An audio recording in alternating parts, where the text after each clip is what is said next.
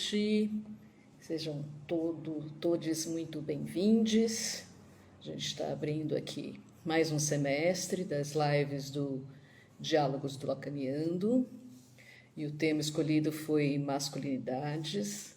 Estou muito feliz aí para mais um semestre de boas conversas. Hoje eu recebo o Pedro Ambra. Vamos aguardar a entrada do Pedro aqui, então. Espero que todos vocês aí estejam bem.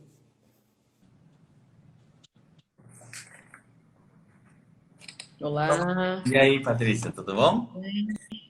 Acho que o fone do ouvido não está funcionando. Espera aí. Deixa eu ajeitar aqui. Vocês estão escutando bem? Alguém podia sinalizar se o som tá legal? Tá sim. Daqui tá, pelo menos. Então tá jóia. E aí, Pedro, tudo bem? E aí, tirando o Brasil, tudo ótimo. Estão falando que tá mudo aqui, então deixa eu tentar trocar o fone de ouvido aqui. Só um minutinho.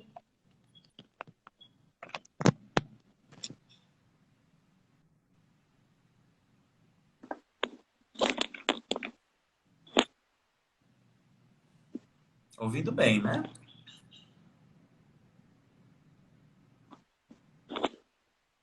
O pessoal falou que tá ótimo, viu, Patrícia? Uma pessoa falou que não estava ouvindo. Foi. Agora vai.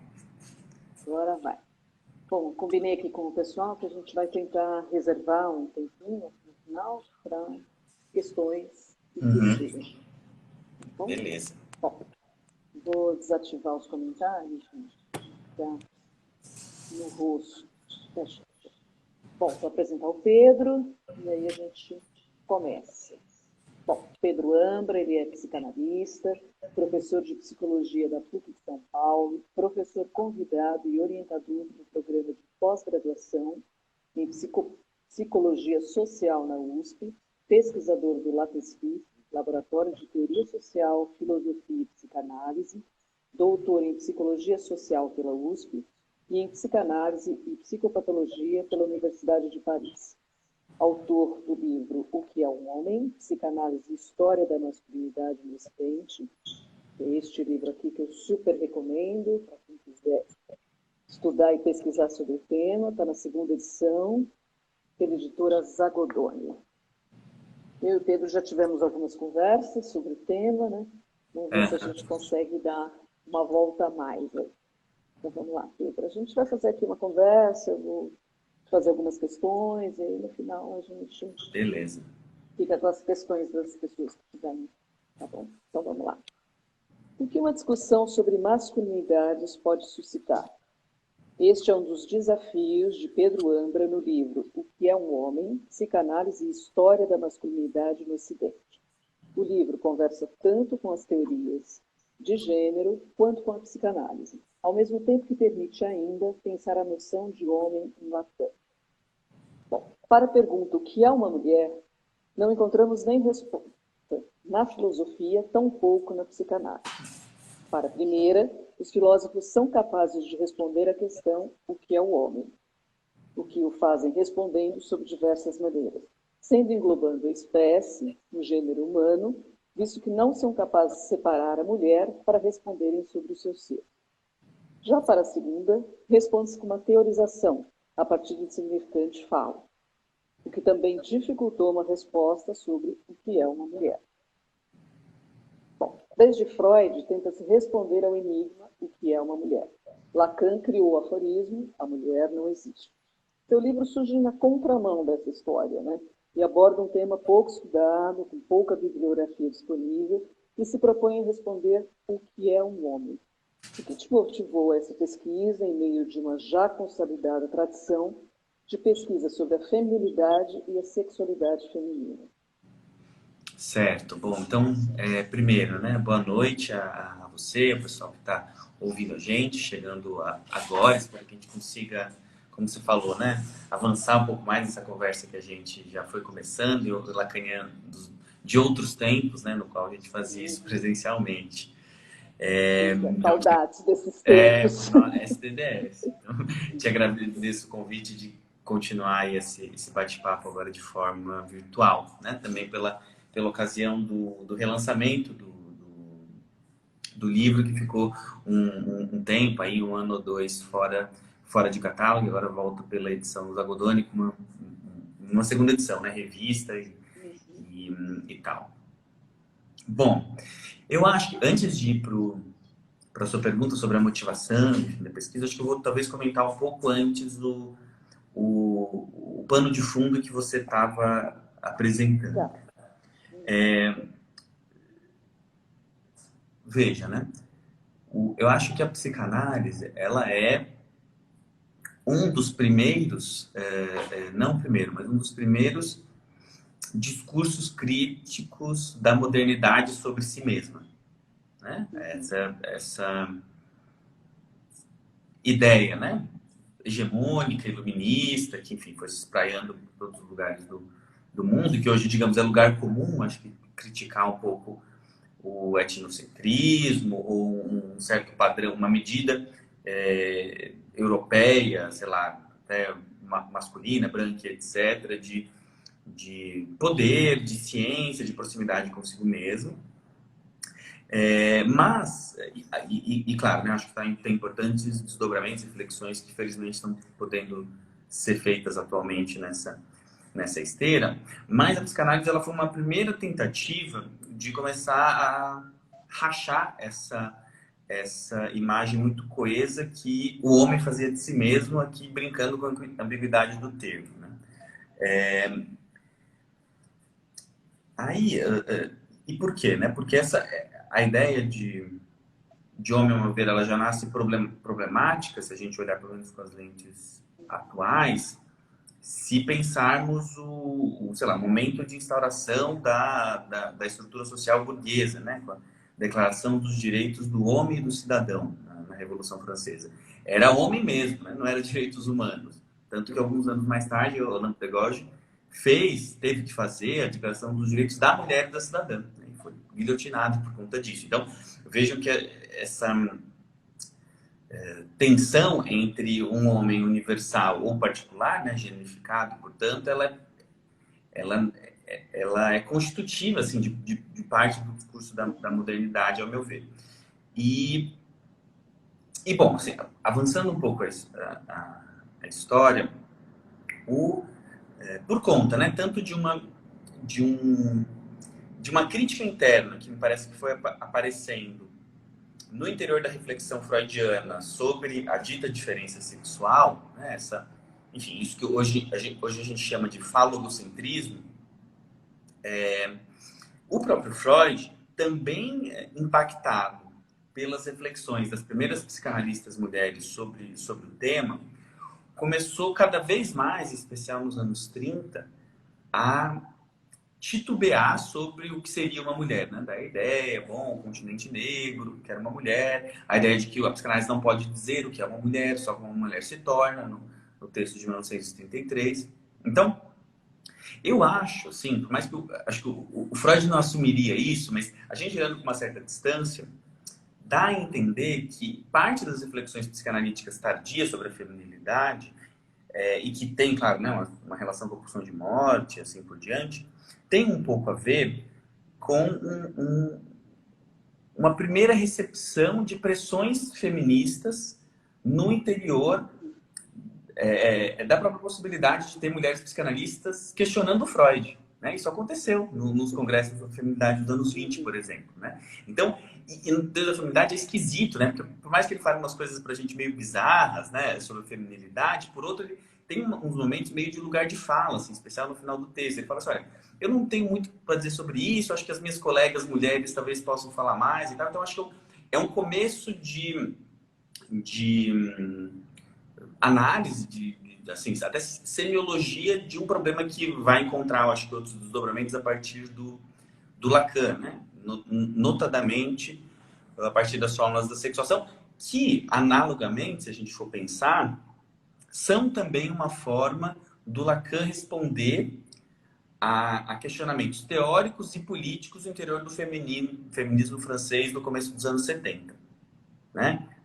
Se isso é assim, uma especulação do ponto de vista que eu estou levantando do Freud, eu acho que por Lacan é meio que uma realidade. Né? É fato que o feminismo francês, a discussão sobre, sei lá, o simbólico feminino, Júlia Kristeva, Lucille Garay, etc., estavam bombando assim, naquele momento, de um lado, e de outro ele tinha acabado de ler o Sexo e Gênero, do Robert Stoller. Né?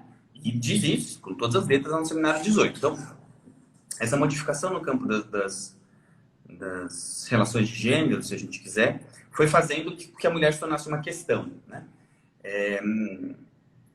Para o bem e para o mal, né? Tanto no sentido de apresentar um limite a esse falicismo universalista, o que é importante, essencial e faz parte do espírito de época, né? De crítica já ao estruturalismo, mas também, e aí eu começo a responder a segunda parte da sua pergunta, em um risco que às vezes a gente pode assumir em, digamos, para ser breve, em tomar o não todo pelas lentes do todo. A saber, transformar um questionamento sobre a potência, né, que é tomar o feminino como uma espécie de modelo, por exemplo, para análise. Né? O Lacan fala que o analista se orienta pelo não todo e substancializar o que a gente entenderia por mulher a despeito de todas as advertências que o próprio Lacan faz. Né? Por quê? Porque com isso a gente cria um outro problema que toma-se homem como um significante, digamos, que faz colidir muitas coisas que são diferentes. Né? A saber, o gênero, né? O gênero, o sexo, que né, sabemos que não são as mesmas coisas, uma posição no discurso e um universal. Certo? Essas coisas, elas, a princípio, são diferentes. Dependendo da maneira pela qual a gente positiva o não todo, dá a entender de que tudo isso, que seria o homem, né, o lado todo da sexuação, seria algo muito evidente, muito transparente, e, portanto, não careceria de reflexão. Então, parte da minha inquietação, digamos assim, teve um pouco a ver com isso, né? E, em parte, também por uma questão prática, né? Essa pesquisa é oriunda do meu mestrado. Eu tinha muito interesse, acho que ainda tenho, apesar de hoje menos, mas acho que ainda as questões de gênero me causam, né? Acho que deveria causar todo mundo, mas continua me causando. Mas, como eu tinha 2 anos, sei lá, para pesquisar, não dava para eu ler tudo, né? Então, eu também fui por esse lance. Bom, se eu pegar coisa da masculinidade, tinha menos coisa, de fato tinha. O que eu tomei como uma espécie de sintoma. Bom, se a gente... Por que, né?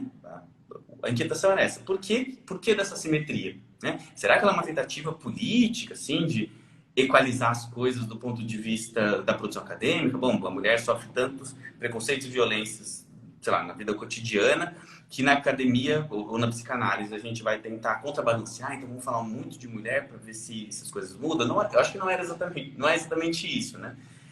Ou pode ser isso também, que bom quando é assim, mas em parte também não é assim, porque dependendo de como esse discurso é estruturado, ele dá a entender, e essa foi uma crítica do Paul Preciado, né, no famigerado congresso, né, da Associação Mundial de Psicanálise em 2019, que foi publicado sob o título Eu Sou o Monstro que Vos Fala, né, no qual ele apontou um pouco o dedo na cara da psicanálise lacaniana ou milleriana, falando, olha, vocês estão aqui em 2019 discutindo os enigmas da feminilidade, o cartaz era uma mulher, assim, meio que atrás de umas plantas e tal, como se a gente estivesse no século XIX, né? Isso é completamente anacrônico, né? Mas que haja muita, assim, sutileza e complexidade nas ditas formas da sexuação, a enunciação, né, de continuar usando o significante mulher para fazer isso, ela é problemática se a gente for analisar politicamente. Né? Entre outras razões, daí a especificidade do meu texto, é porque isso hipostasia, isso substancializa, isso imaginariza o que seria um homem. Então, a minha ideia foi, bom, e se homem não fosse tão evidente assim? Daí eu fui lá ler o Lacan e depois fui tentar fazer uma espécie de tentativa de historização da sexuação, a partir do segundo capítulo do texto. Então, acho que talvez assim, a origem venha um pouco por aí, né? Hoje em dia, assim, porque se passaram alguns anos, né? Tem 10 anos, desde quando eu comecei a pesquisa. Retroativamente, né, eu até encontro assim, na época eu estava fazendo não, né? Até depois que eu defendi isso, era completamente assim alheio, assim, uma coisa meio masculina, inclusive, né? No mau sentido do termo, assim, de separar o pessoal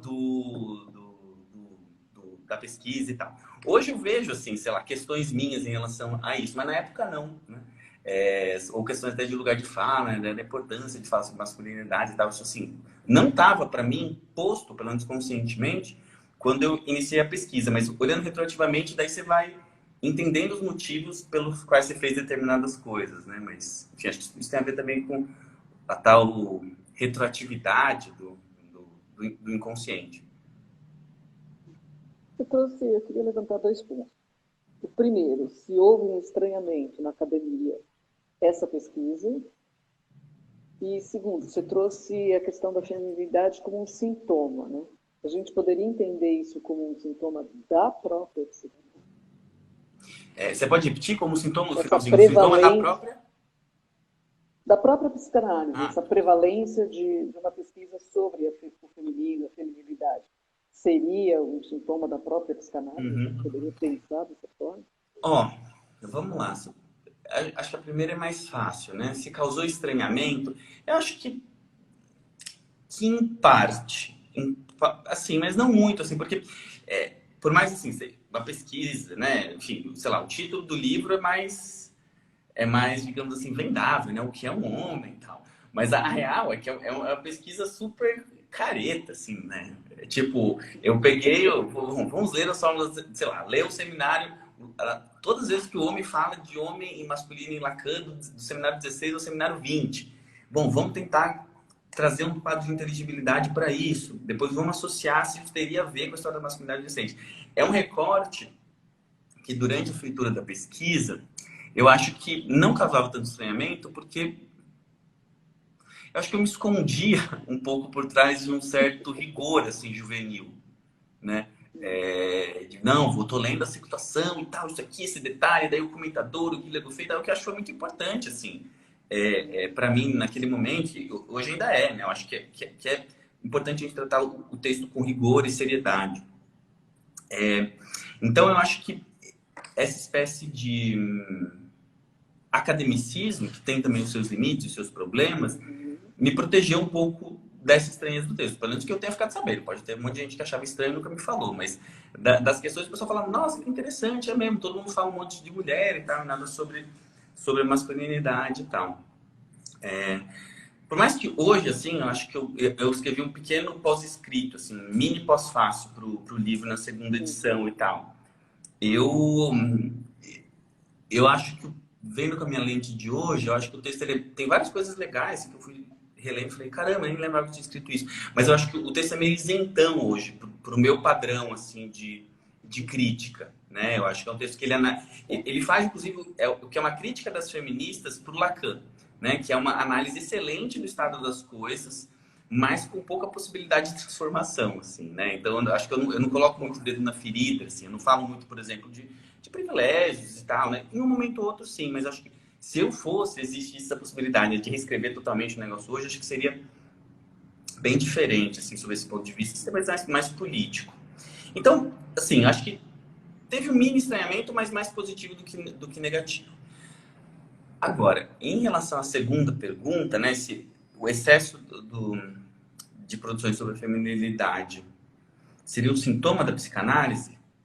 Olha, não sei, é uma tese forte, é uma coisa que até, se pá, devo até ter escrito alguma coisa nesse sentido e tal. Mas é que se não, é que assim, se for isso, a psicanálise tem um monte de sintomas, né? A mulher é um, sei lá, a branquitude é outra. Uhum. É complexo, a forma desses sintomas serem apresentados são muito diferentes entre si.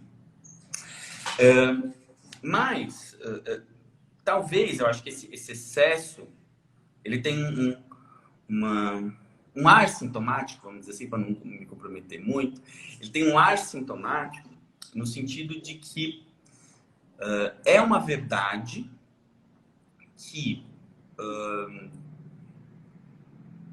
há uma discussão problemática sobre a feminilidade nos clássicos da psicanálise, né? Então, o sintoma ele porta uma verdade, né? Agora, esse excesso, ele politicamente, né, e conceitualmente, ele tem servido a propósitos de emancipação, a propósitos de avanço da teoria para que esse lugar da mulher no interior do grosso da teoria psicanalítica não, né? Falando de Lacan e Freud, que são os autores que eu conheço um pouco mais. Do resto não tenho como falar porque eu não li tanto assim, né? Sei que tem, por exemplo, na questão do Winnicott, por exemplo, eu sei que é super problemático o lugar, sei lá, que ele confere à mãe e tal. Eu sei que existem muitos trabalhos sobre isso, mas não vou me arriscar a falar porque eu não conheço tanto.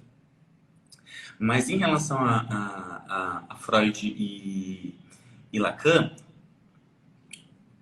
esse excesso, digamos assim, se a gente comparar com a questão do Quem está chamando de excesso é você. Eu coloquei prevalência. Não, mas eu acho que é um excesso mesmo. Eu acho que é um Você excesso. acha? Eu acho que é um excesso. Agora, o excesso ele não é problemático, né? Tem coisas que precisam de excesso, né? Não à toa, a questão da feminilidade vai aparecer num seminário no qual ele quer falar algo que esteja para além do falo, né? A ideia dos gozos complementares, né? Ele é um excesso, talvez complexificando essa questão mais, ele é um excesso quando ele é visto a partir de uma lógica masculina da castração, né? Daí você fala, bom, a feminilidade é um excesso. Só que isso do ponto de vista clínico é uma coisa, do ponto de vista conceitual é outro. Do ponto de vista da produção de trabalhos em psicanálise é uma terceira, né? O que significa, daí eu volto à crítica do Preciado, que a gente esteja em 2019 insistindo nesse significante que hoje tem um impacto muito diferente do que tinha em 73, que foi quando o Lacan escreveu as fórmulas da sexuação, né? E tem um ponto muito interessante que me foi aventado pelo Vinícius Lima, que é um pesquisador, psicanalista de Minas Gerais, que ele falou, olha, quando o Lacan fala da fórmula da sexuação, ele fala assim, eu vou pegar homem e mulher porque são palavras do discurso corrente, né? E ele fala, ó, eu vou fazer essas fórmulas aqui porque é o que me veio hoje e tal, e elas servem para causar mal entendido. O discurso corrente, né? E tem outros momentos, no Seminário 21 também, que ele fala do homem e da mulher como aquilo que corre nas ruas. Ele chega até a mencionar uma figura de um chofer que seria meio trans, assim, ou meio queer, dependendo de como a gente quiser interpretar isso. E ele usa exemplos, digamos, correntes, assim, de coisas que estão acontecendo para fazer sua teorização, né? O cenário, em 72, não entendia que o significante mulher seria, a meu ver, tão problemático como ele é em 2022. Não problemático, assim, só no mau sentido. E não foi o Lacan que vem, assim, ou melhor, ele falou pela primeira vez, né, sobre essa impossibilidade da gente usar o significante mulher nesse lugar de totalidade, respondendo a feministas lá, né, era um diálogo, não inventou essa questão do nada, também por conta do Stoller. Mas essa ideia de uma crítica à inflação ou ao excesso do que se coloca na categoria mulher, ela é presente na Butler também, né, no Problemas de Gênero. Sim. Ela vai falar, olha, não é uma questão de forma de sexuação, tá? Ela parte de um problema político, mas que é análogo de alguma forma que o Lacan está colocando. Se a gente fica enchendo muito esse significante, a gente perde de vista o efeito de identitarização que isso produz, mesmo que a gente fique falando que é diferente, mesmo que a gente fique falando que é interseccional, que é mulheres A, B, C e D, tem uma coisa que é mais estrutural do que isso, que tem a ver com o uso performativo da linguagem, né? É algo que o Lacan trata muito no fim da obra, muito lateralmente, e infelizmente o lacanismo não se debruçou ainda muito sobre isso. Vamos lá. Bom, no seu livro você traz um levantamento histórico bastante rico da masculinidade, né? Majoritariamente no Ocidente, passando pela virilidade dos gregos brancos, a era clássica, a consolidação do mito viril, etc. Quais as questões determinantes em cada uma dessas épocas e qual a relação entre sexualidade e discurso em cada época vigente? Conseguiu estabelecer essa relação? Certo. Então, eu tentei fazer algo assim, sei lá, hiper arriscado do vista historiográfico, que é, enfim, encontrar uma unidade do que poderia ser chamado masculinidade em momentos históricos muito distintos, né? Não porque, de fato, sei lá, eu acreditasse que existe alguma coisa que se chama homem que vale da Grécia Antiga até hoje. Mas muito mais porque eu estava preocupado em entender qual que era... enfim, talvez eu esteja sendo um pouco injusto com o Lacan, mas eu acho que era um pouco isso. Qual que era a captura imaginária que o Lacan tinha em mente quando ele estava falando de homem daquele jeito, naqueles termos, ou seja, uma exceção que funda a regra, né? Quando ele vai trabalhar as formas da sexuação, ele vai, claro, né? E esse é o avanço, por isso que elas são muito legais e muito comentadas, né? De pensar algo que pode partir do gênero, mas que no fundo acaba falando sobre uma forma do ser falante se posicionar frente à linguagem e frente ao outro, né? A partir do simbólico, de uma exceção que funda uma possibilidade de discurso universalizante, né? Mas ao ler isso, eu fui pensando, bom, beleza, isso é legal, funciona, mas aquela pergunta de sempre, né? Que a gente, quando a gente vai dar aula de forma de situação, hoje em dia todo mundo pergunta, né? Bom, mas por que ele fica chamando isso de homem e mulher? Se não tem a ver com gênero, né? Com sexo, né? Bom, depois ele vai deixar de falar em homem e mulher, vai usar a sexuação de uma outra forma. Mas, bom, e se não fosse só um acaso? E se de fato ele estivesse falando de uma compreensão do que é o homem a partir de um recorte específico, né? Que é um recorte específico da modernidade. E daí, qual foi a minha ideia? Foi tentar, digamos, olhar para trás e através, né, eu tive a sorte de contar com um compilado em 3 tomos da história da virilidade do Ocidente, que de fato faz esse percurso lá, em, sei lá, 1.500 páginas, de diferentes autoras e autores, tentando tensionar essa espécie de pluralidade histórica e possível unidade no que se compreende como masculinidade. Mas tudo isso para quê?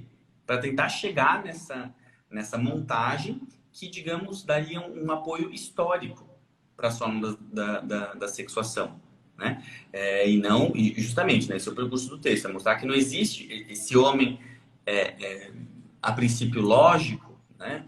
Ele não existe em qualquer contexto, né? Como às vezes as formas podem dar a entender, não, é questão de lógica, de linguagem, dane-se, não tem a ver com história nem capturas, não.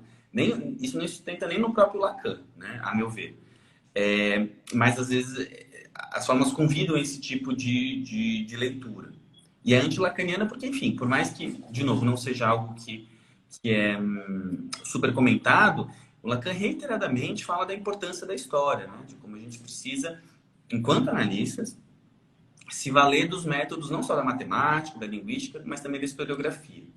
Então, bom, com esse conjunto de problemáticas em mãos, eu fui fazer essa leitura, né? E o que eu fui descobrindo? Basicamente, né? Esse é o argumento, acho que, principal do texto. Que essa figura, né, que aparece sobremaneira no Totem e Tabu, de um momento de selvageria inicial, né, que os homens teriam gozado, e que ele foi suplantado por uma civilização castradora, para ser breve, e que, enfim, a gente localiza nessa tentativa de formalização do Lacan do tio bolsonarista do churrasco, né? Que não, antes é que era bom, agora esses meninos tão muito femininos, não sei o que e tal. Essa ideia, né? Essa projeção de uma virilidade total, né? Ou no mínimo menos castrada no passado, que as formas dariam a entender, dependendo da leitura, que ela é a história, que ela é parte da linguagem, pela perspectiva dos historiadores e historiadoras, ela é eminentemente moderna. Ela foi fundada, né? Existe um marco que, ao mesmo tempo, e vejo vocês como isso não é coincidência, ao mesmo tempo que eu invento esse homem, sei lá, cartesiano, moderno, ciente de si, etc., que eu faço uma separação entre mente e corpo, entre afeto e razão, e assim por diante, no mesmo momento em que isso é fundado, cria-se uma espécie de cisão entre uma virilidade nostálgica perdida e uma virilidade vivida castrada, né? Tem um historiador que trabalha isso de maneira muito primorosa, que é o Christopher Forth, né? No texto sobre a masculinidade, chama-se Masculinidade no Ocidente Moderno. E, ao fazer isso, ele percebe que essa ideia de que antes, né, os homens gozavam de uma grande possibilidade de vivência total e hoje são castrados, primeiro, ela não se assenta na realidade, porque os homens eles se queixam que eles não podem ser violentos, mas eles continuam sendo violentos e matando geral, né? E notem,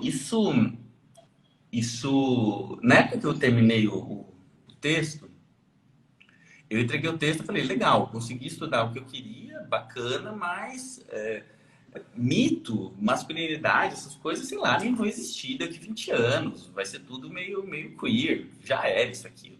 É um trabalho, assim, histórico, porque eu chego na questão histórica até o século XX. Eu nem entro muito no século XX, até a passagem ali do 19 para o 20, para justificar as fórmulas. Tipo, eu achava que seria um texto, assim, de ficar empoeirado na biblioteca. Só que o mundo mostrou que não, que o lance dessa masculinidade hiperviril, assim, mítica, é um negócio que tá muito aí. Tá muito aí. Que não há desconstrução, pelo menos por enquanto, que consiga silenciar isso, né? Eu acho que tem um exemplo mais recente ainda, é a invasão do Capitólio, né?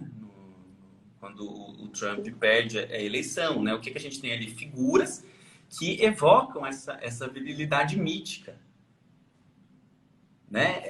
É muito assustador, assim, isso que algumas pesquisadoras têm chamado de um discurso do masculinismo, né? Só que, assim, historiograficamente, o que a galera percebe? Que isso é uma invenção, né? Essa ideia de, putz, os nórdicos eram super brancos e viris, etc. Você vai olhar, assim, não era isso, mas isso é muito, e é uma forma psicanalítica de pensar a questão, né? Que o passado é uma invenção do presente, né? Em termos muito gerais, incluindo as aspas, né? É bem mais complexo do que isso, mas isso vale para o sujeito, isso vale para o social. E como que essa comparação foi feita? A partir enfim, da observação que os historiadores foram tendo de que as maneiras pelas quais se vivia, sei lá, a virilidade no contexto da Grécia Antiga, mesmo de Roma, até mesmo das tribos bárbaras, né? Que, de novo, a gente projeta uma grande selvageria, sendo que os bárbaros, e claro, nota de rodapé importante aqui, eu estou falando de um contexto puramente europeu, né? É um dos limites do trabalho, inclusive.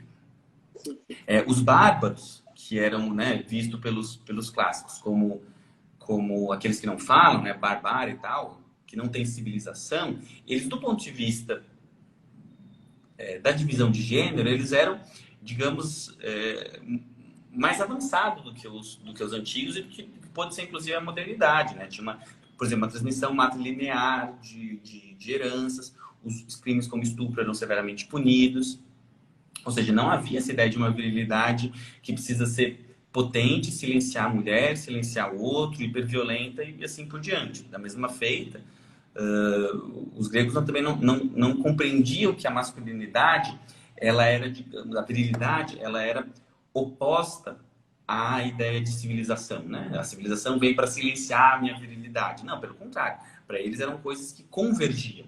Né? Essa invenção de uma masculinidade toda poderosa, perdida no passado, né? Que vai dar no pai da horda do Totem Tabu e dessa exceção que funda a regra das formas da sexuação, ela é eminentemente moderna. Então, a minha tentativa foi, no fundo, contribuir para uma espécie de historicização de determinados pontos da doutrina lacaniana, né? E o que não significa que todo formalismo tem que ser jogado fora, né? A gente só vai para a história. Eu acho que não se trata disso. Porque, como eu estava falando, essas configurações, né, em especial, a partir do momento que a gente consegue formalizá-las e enxergar um pouco além, né, das capturas imaginárias, elas mostram como, apesar de toda a nossa tentativa de desconstrução, elas continuam muito presentes, né? Muito presentes também no inconsciente. Agora, me parece importante entender como essa presença, essa fixidez, essa estrutura, ela pode ser inventada. Porque se a gente acha que ela não foi inventada, significa que ela não vai ser destruída. E não, a meu ver, não dá pra gente achar que as coisas são assim, porque elas são assim, porque elas vieram metafisicamente assim, porque, sei lá, Lacan falou que é assim, e o que a gente compreende como homem e mulher não tão passíveis às transformações da história, né? Tanto que não faz sentido conceitualmente, epistemologicamente, e também não faz sentido politicamente. A gente acreditar que as coisas são assim e assim elas devem continuar. Bom, você elegeu um período, né, de 67 a 73 do ensino lacaniano para sua pesquisa. Né? Alguma razão especial? Por que desse período? Olha, deixa eu ver. Pensando hoje, enfim, eu queria pegar o lance da sexuação, porque eu sabia, né, que já era uma coisa meio... que era um dos pontos mais comentados, assim, no campo lacaniano, e que era um ponto de virada e tal. Então, eu sabia que eu queria trabalhar isso. Mas, olha, pra ser bem honesto, assim, na real, eu não lembro por que eu escolhi esse começo. Assim, eu pensei assim, olha, eu consigo no mestrado ler 5, 6 seminários, vai dar tempo. Consigo ler, né, fazendo... Eu tenho esse recorte, vamos lá, eu vou. Só que daí, assim, depois que eu fui lendo, e é uma coisa assim que aparece até no prefácio que o Rafael Alves Lima fez no meu texto, ele falou, olha, na verdade tem, assim, ele falou que tem uma razão, mas eu não sabia dessa razão. Que é o 66, eu começo a leitura em 66, né? Publicação dos escritos, é o momento auge do estruturalismo, né? Que congrega, enfim, o que o François Dose, lá na história do estruturalismo, vai chamar do canto do signo, né? Um momento de maior expressão, assim, da potência estruturalista. E 72 e 73 é o que o mesmo François Dose, no segundo volume, vai chamar do canto do cisne, que é quando o projeto estruturalista começa a ruir por fora, né? Por autores que não vão se identificar com isso, como Deleuze, Derrida, e por dentro, né? O próprio Foucault e o Lacan também. O Lacan, ele começa a ver que o barco está meio furado, é nesse momento, não por acaso, que as fórmulas da sexuação aparecem. Então, eu acho que o arco tem um pouco a ver com isso. E, por fim, essa talvez era uma intuição que eu tinha, como eu queria debater com questões sociais, né, digamos assim, eu queria pegar um pouco ali o arcabouço da teoria dos discursos, que começa no seminário 16, por conta também do maio de 68, e encontra uma forma final no 17, né, com a teoria dos 4 discursos e tal. E eu achei, enfim, isso deu uma espécie de baliza metodológica, porque eu falei, olha, o Lacan, né, fala textualmente, o homem é um efeito de discurso. Bom, mas se o discurso é o que funda o laço social, as formas de fundação desse laço social talvez não sejam tão específicas, tão restritas assim. Então isso permitiu, me deu uma espécie de chancela. Depois eu fui ver que isso estava assim, tava em vários momentos da obra do Lacan, ele fala dessa questão da história e tal, não precisava ser só aí, mas isso me deu uma espécie de justificativa para poder pegar e falar assim, olha, se o Lacan ele mesmo pensava isso, e se a gente usar essa racionalidade para pensar o período posterior, que é o da sexuação, né, da formalização do homem, digamos assim. E daí veio a ideia meio aleatória que eu tive de ir para a história, né? E não para a sociologia, não para as teorias de gênero, assim. Ele é um trabalho de gênero, mas é um trabalho que eu fale muito assim de teorias de gênero nesse momento, né? Depois do doutorado, acho que sim. Tá, vamos lá. Bom, podemos pensar o feminino a partir da indagação de Freud sobre o enigma da mulher, né? A mulher é o continente negro da psicanálise. Bom, o Lacan retomou a lógica fálica freudiana, localizada em 2 tempos do seu ensino. Né? Nos anos 50, em Ter, Dom Pedro Falo, em Ser, Não Ser o Falo, e nos anos 70, com a frase A Mulher Não Existe, ele afirma não haver um significante que nomeie o feminino. Bom, no capítulo do seu livro, Construções Metodológicas e Objetivos, você se refere à masculinidade como sendo também um continente neutro. Por quê? Pela aventura do pensamento. Porque se a gente... Vamos pensar assim, o que o Lacan fez com Freud? Né? Ele sonhou. Ele falou assim, e se a experiência freudiana não fosse a experiência freudiana da integração do eu, presente lá no final do Freud, lá na secção da personalidade psíquica? Né? E se a gente tomar como método de leitura o Freud, a interpretação dos sonhos tinha sua relação com o inconsciente e psicopatologia da vida cotidiana. E se essa fosse a chave de leitura do Freud? Bom, aí ele descobriu várias coisas outras no Freud, e para além do Freud também. Né? Ou seja, a questão de método, ela é primordial em como a gente vai ler os nossos autores e autoras canônicas. Né? Até então, por conta dessa performatividade da repetição, né? Performatividade tem a ver com repetição.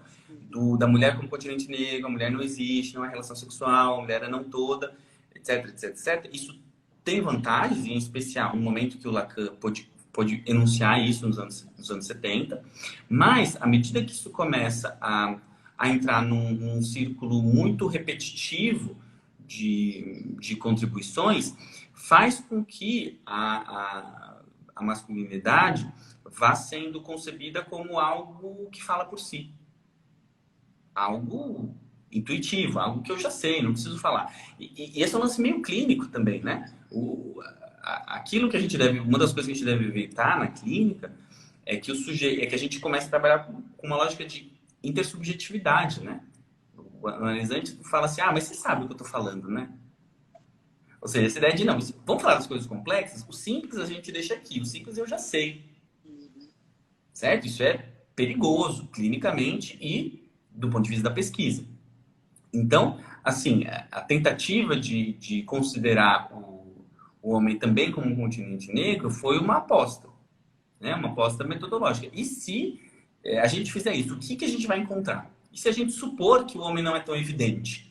Foi meio que a aventura que eu me propus assim, no começo da pesquisa. Bom, já que você falou de clínica, deixa eu te fazer uma pergunta. Bom, nós buscamos, no caso freudiano, né, na neurose obsessiva e nas possíveis inserções no campo da alteridade. Patrícia, eu vou pedir para você repetir um pouco, porque eu acho que cortou aqui o começo da sua pergunta. Cortou? Vamos lá. Buscamos, no caso freudiano, o homem dos ratos, subsídios para pensar os enigmas da masculinidade, na neurose obsessiva e as possíveis inserções no campo da autoridade. Você acredita que a pergunta sou ou não sou homem, que aparece em alguns casos de neurose obsessiva, representa uma estratégia para manter o pai no lugar de potência? Olha, cada vez mais eu penso que não necessariamente. Eu acho que algo... É louco esse lance da clínica, né? Porque tem... Se a gente for pensar assim em relação a Freud, né? Tem casos que você fala, meu, a pessoa saiu de Viena e veio para cá pro meu divã. É muito assim parecido. A enunciação, as estruturações fantasísticas e tal. A gente tem que até fazer um esforço para desimaginarizar a escuta, né? E encontrar coisas novas. Mas tem outras aberturas e outras questões que não necessariamente. Sei lá, vou te dar um exemplo meio fictício, assim, digamos assim, um homem trans que procura atendimento, né? A nossa orelha analítica, mas também ideológica, vai fazer com que a gente fique imaginando, no fundo ele está aqui se perguntando o que é um homem, ele quer fazer um homem aqui, e tipo, às vezes não é a questão da pessoa, às vezes ela quer falar, ou ele quer falar sobre, sei lá, um problema de trabalho. né? Ou uma questão com a avó. Então, essa é uma dificuldade, assim, da gente. Como é que a gente pode utilizar os elementos da doutrina no seu rigor, mas também não deixar as questões sociais invadirem essa possibilidade de escuta singular lá onde elas não deveriam fazê-lo, né? Então, assim, no homem, pensando assim, agora voltando às perguntas, pensando no Homem dos Ratos, será que ele estava às voltas com a pergunta se ele era um homem? Pode ser uma possibilidade de entender, né? Mas esse eu acho que é um erro. É um erro. Que o Lacan comete no Seminário 3 com o caso do condutor de bondes. Caso Eisler, não é dos ratos. Ele comenta um caso lá no Seminário 3 de um analista que chamava Eisler, que, enfim, apresenta um caso no qual o cara tem uma gravidez psicológica, né?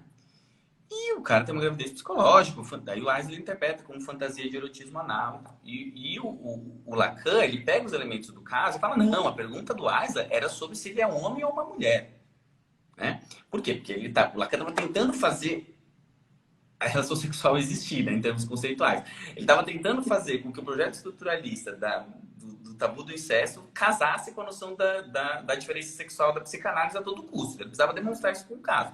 Só que quando você vai ler o caso, não é isso que está em jogo. Absolutamente. Né? Precisaria dar muita volta, forçar muito a mão para tentar encontrar isso.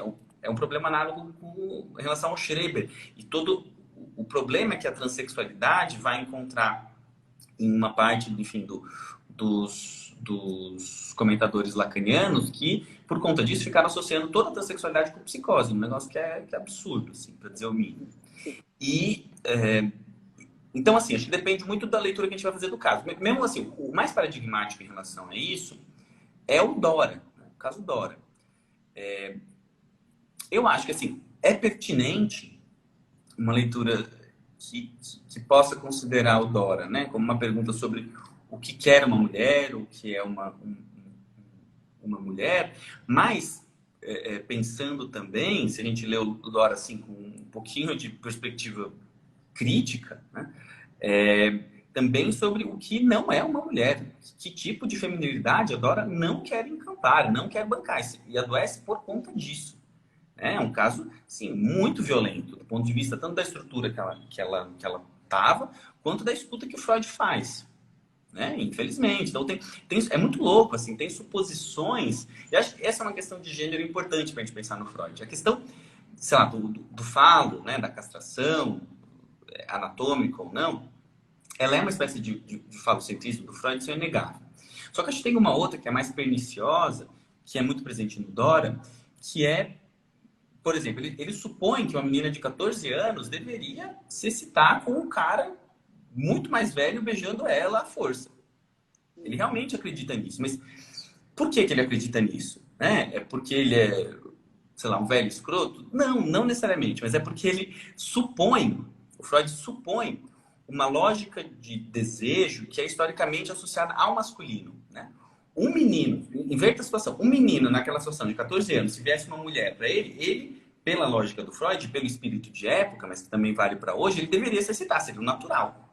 Ou seja, o Freud ele tem uma perspectiva masculina sobre o que deveria ser o desejo da Dora, entendeu? Eu acho que isso é mais pernicioso. Então, essa ideia da libido sempre ativa e tal, acho que esse é um campo que, assim, ainda precisa ser mais repensado. Porque, enfim, o gênero, ele, por ser inegavelmente histórico, ele faz com que, e assim, né, por vezes, muitas transformações no campo do gênero são, às vezes, mais rápidas do que, sei lá, o Freud e o Lacan puderam testemunhar no tempo deles, faz com que a gente tenha que fazer meio que sempre releituras dos nossos clássicos, não para jogar fora, né? Não para dizer que eles inventaram. Tem gente que acha que o Freud inventou o feminismo, né? Que o Lacan é o mais subversivo de todos os queers e tal, né? Ou não, ou que eles têm que jogar o Freud fora porque era hipermachista e tal. Essas soluções muito simples, elas se afastam muito da verdade, né?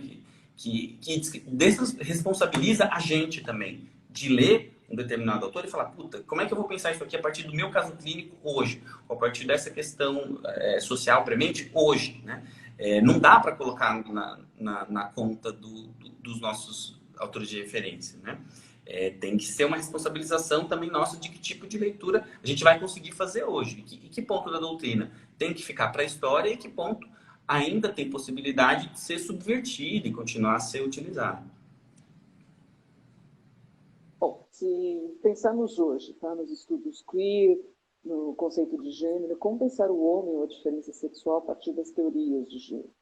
E qual você acha que é a contribuição ou o diálogo que o seu livro traz para as questões de gênero?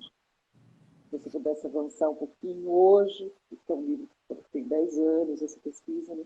O que você traria hoje de diferente? Qual o diálogo possível a partir dessa pergunta?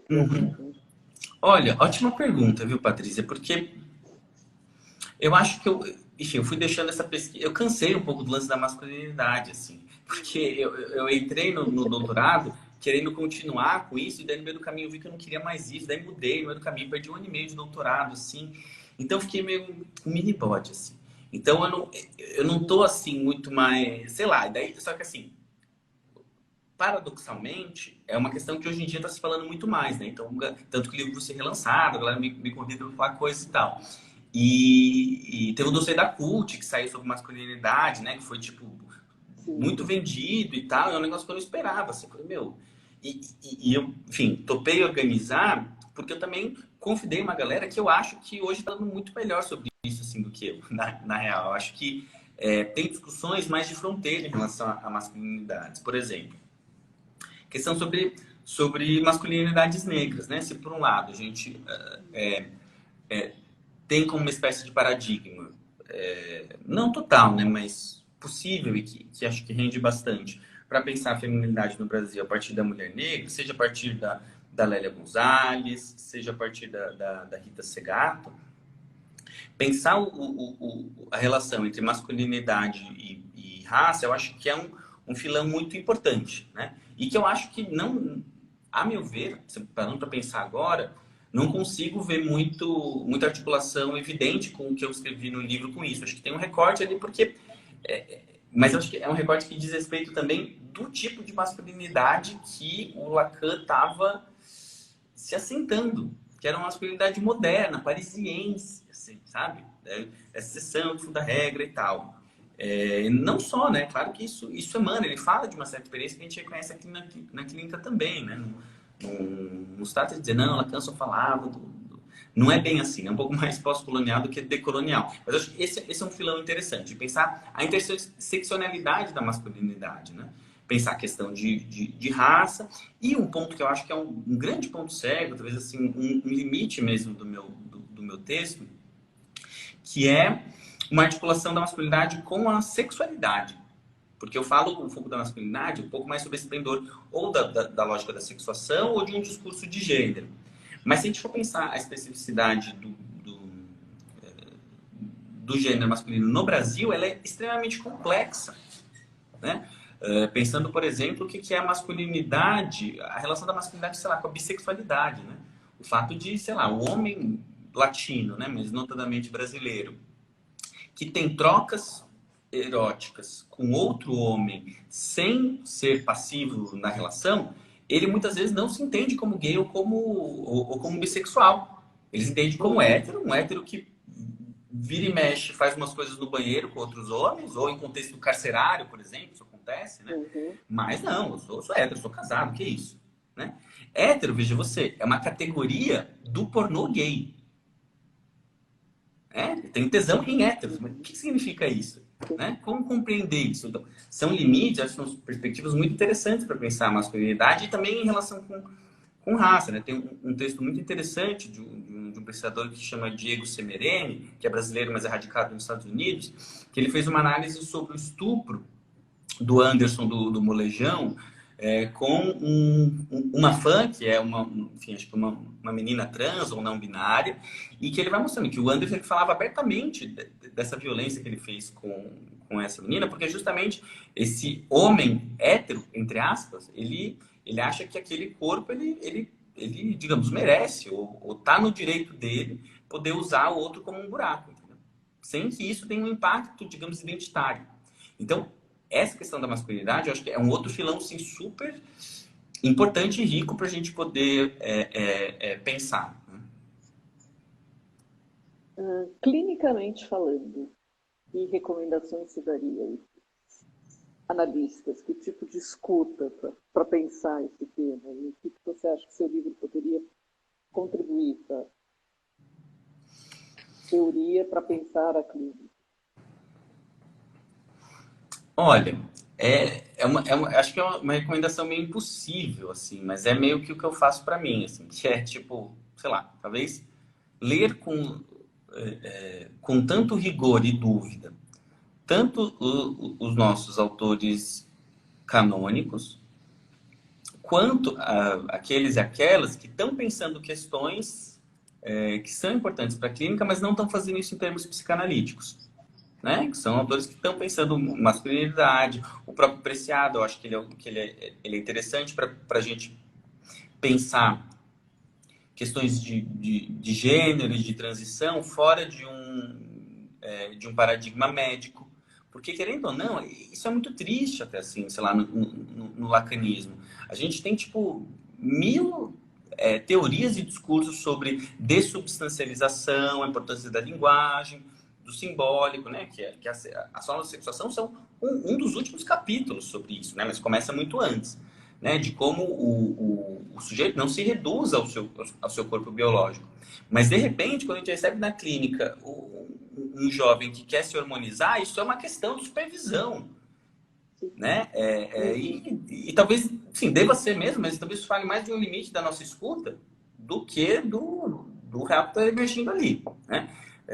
Porque existe muito pânico, né? Muito, assim, e esse é um problema francês que, infelizmente, a gente importou, assim, esse pânico, não, agora as crianças vão se hormonizar, e tá bom, as meninas se hormonizam desde o final dos anos 60, com pílula anticoncepcional, né? Esse tipo estou falando isso por quê? Porque esse tipo de reflexão é bem trabalhado pelo Preciado, quando ele fala de uma era porno, eu sempre me confundo, fármaco pornográfica, né? Entende que os hormônios eles têm uma acepção que são discursivas, né? Que estão para além de uma substancialidade assim, metafísica. Então, ao mesmo tempo, acho que a gente tem que ver outros discursos, como é que eles estão abordando questões que são prementes e, com isso, informar, guiar as leituras que a gente pode estar fazendo, sem torcer o nariz, né, gente? Que é muito fácil torcer o nariz para coisa que não é da psicanálise, né? Narciso acha feio que não é espelho. É fácil, mas assim, tem um outro risco também, né? Que é de, tipo, achar que eu posso jogar Lacan fora de fora e atender com Butler Preciado. Também é um erro, porque eles não têm preocupação clínica, né? Usam, principalmente a Butler, né? Coisa da psicanálise, mas a preocupação deles é outra. Então, a nossa tarefa é mais difícil, mas ela não é inédita, porque foi o que Lacan fez a vida inteira. Ele ficou lendo a galera que estava na moda, na época dele, e tentando ver o que isso tinha ou não tinha a ver com a teoria psicanalítica. Então, nesse ponto específico, acho que a gente podia aprender com o Lacan, sabe? Copiar o Lacan, melhor dizendo. Deixa eu ver se temos perguntas aqui. Deixa eu habilitar os comentários aqui. Gente, se alguém tiver alguma pergunta, a hora é agora. Vou recomendar mais uma vez o livro Pedro, que é o Homem. O que eu não te perguntei que você gostaria de trazer ainda? Nossa, boa pergunta, deixa eu ver.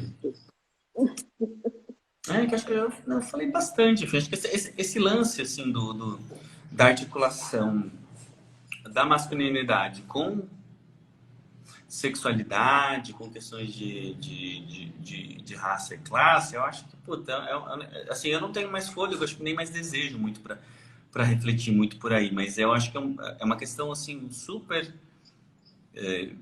incontornável, assim, do que acho que se exigiria de uma pesquisa, ou mesmo pesquisa no sentido geral, às vezes é uma pesquisa para clínica mesmo, né? De ver como as As masculinidades, elas eclipsam várias coisas, né?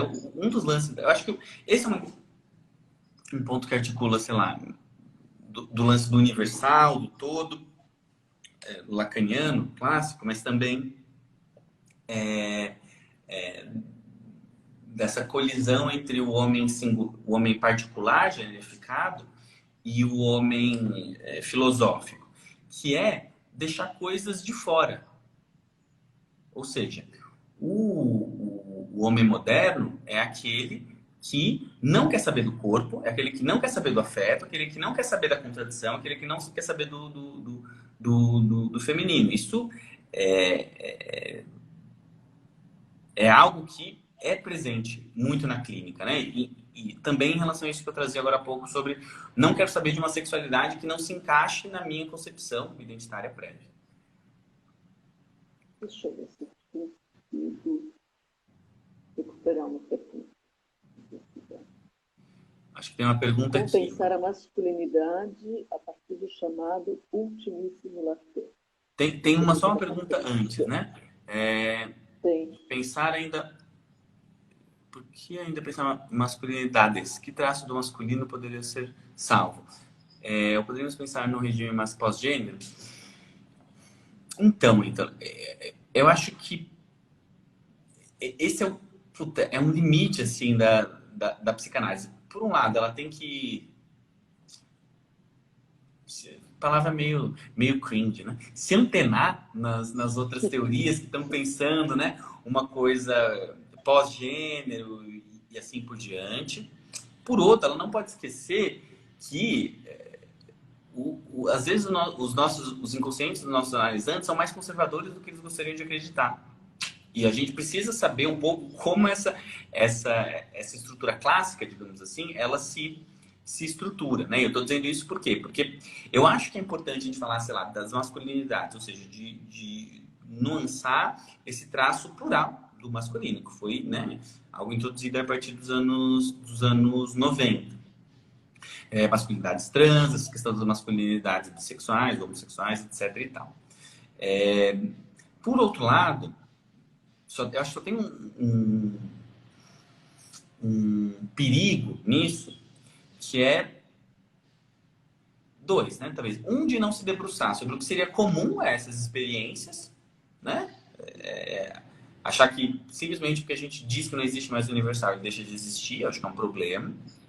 E um outro achar que, enfim, basta a gente falar em masculinidades para que digamos assim, o patriarcado deixe de existir, né? Tem uma coisa que, assim, sei lá.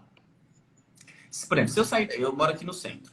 Se eu sair para andar na rua aqui, né, não vai fazer assim tanta diferença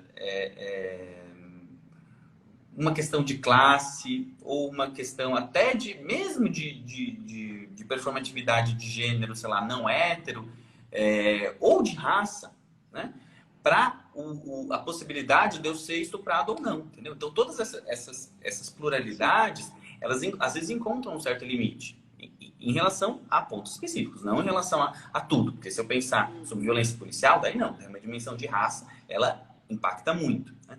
Então eu acho que é importante manter essa tensão entre a masculinidade e as masculinidades. Assim. Eu acho que são duas formas complementares de pensar o nosso problema. Daí a Patrícia pergunta como pensar a masculinidade a partir do chamado ultimíssimo lacan. Como pensar a masculinidade a partir do ultimíssimo Lacan. Será que o ultimíssimo Lacan é igual a uma mulher? Ele não existe também? Não sei. Enfim, o ultimíssimo Lacan ele depende assim de que recorte a gente quer fazer, né? Aqui serve esse tipo de diferenciação no interior do Lacan, tá? Porque, vou te dar um exemplo de algo que eu tô mais na ponta da língua, que foi o que eu trabalhei no doutorado. No Seminário 21, né, todo mundo fica pirando na sua aula da sexuação, porque muitos comentários e tal. Mas no Seminário 21, no ano seguinte, o Lacan meio que já abre mão, assim, de parte de como ele tinha colocado o problema anteriormente. Ele fala, olha, para pensar a sexuação, a gente tem que pensar, a autorização, portanto, um processo de sexuação, autorização do ser sexuado por si mesmo e por alguns outros, né? E é uma frase meio enigmática, tem uma certa analogia com o processo de tornar-se analista, mas eu chamaria atenção para um ponto que é, o Lacan ele retoma uma categoria que, a princípio, teria ficado hiper para trás, assim, no ultimíssimo Lacan, que é a categoria de outros, né? Pequenos outros.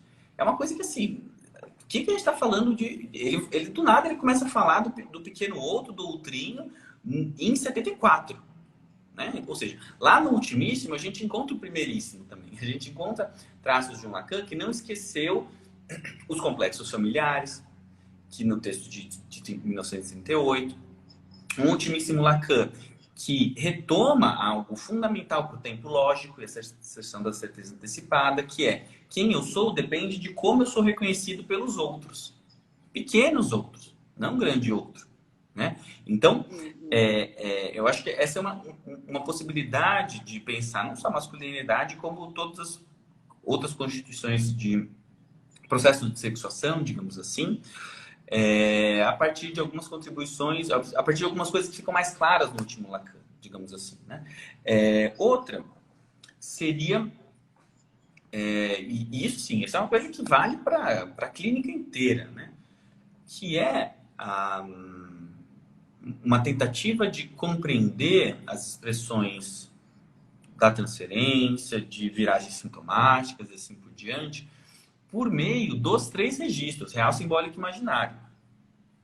Né? Isso é uma coisa que o Lacan coloca, meio que sempre teve presente. Né? A Michelle gosta muito de bater nesse ponto e eu concordo com ela. Sempre teve presente essa ideia do real, simbólico e imaginário. Michelle Roman Faria, para quem não conhece. A gente fala das pessoas assim como se todo mundo conhecesse. Mas eu trabalho em produto sobre isso. E é verdade, o Lacan sempre coloca isso, mas no final ele, digamos, enuncia isso mais com todas as letras ainda. Então, pensar masculinidade significaria pensar quais seriam os 3 níveis, os 3 registros dessa masculinidade, seja do ponto de vista dos casos singulares que a gente atende, seja de alguma conceitografia. Né? E, por fim, eu acho que um outro ponto que está lá no ultimíssimo Lacan, que pode servir para pensar a masculinidade, é a ideia segundo a qual, para além dos 3 registros, na verdade, em geral a gente fala dos 3, mas o Lacan chega a colocar até um quarto, que seria um anel que enlaçaria os 3 registros, que a gente costuma chamar de sintome, né, ou sintoma, ou o nome do pai, mas que o Lacan diz que, na verdade, são formas de apresentar uma dimensão que seria uma dimensão de nomeação. Não de nome, né, substancializado, ou a partir da lógica do significante, como a gente entende, a partir do estruturalismo, mas a nomeação enquanto ato de nomear. Né? E daí eu estou dizendo isso porque eu acho que esse ponto da teoria lacaniana, ele tem um debate que é super interessante, mas que ainda não foi feito, infelizmente, com a noção de ato performativo da Butler, né? Que ela também vai pensar o gênero como algo ligado a uma nomeação, como algo ligado a uma repetição, um dizer-se que dá uma certa consistência à amarração dos registros, né? Mas enfim, isso aí é coisas para... Acho que não está dado de antemão, né? É algo que ainda a ser pensado a partir do Lacan. Pedro, super obrigada. Eu adorei. Sempre um excelente papo. Valeu, Patrícia. Gostei. Espero que tenha rendido aí. Queria agradecer a todos e todas, todos que estiveram aqui com a gente, agradecer as perguntas. Fica aqui a recomendação mais uma vez do livro. Essa live fica salva aqui no IGVT e depois ela vai para o canal do YouTube, o Diálogos do Lacaniano, para quem não conhece, dá uma visitadinha, tem conteúdo muito legal lá. Pedro, super obrigada, bom te ver. Espero que em breve a gente possa retomar presencialmente. Nossa, sim, por favor. Obrigadão de novo. Boa noite, pessoal. Boa noite. Obrigadão, Pedro. Tchau, tchau, gente.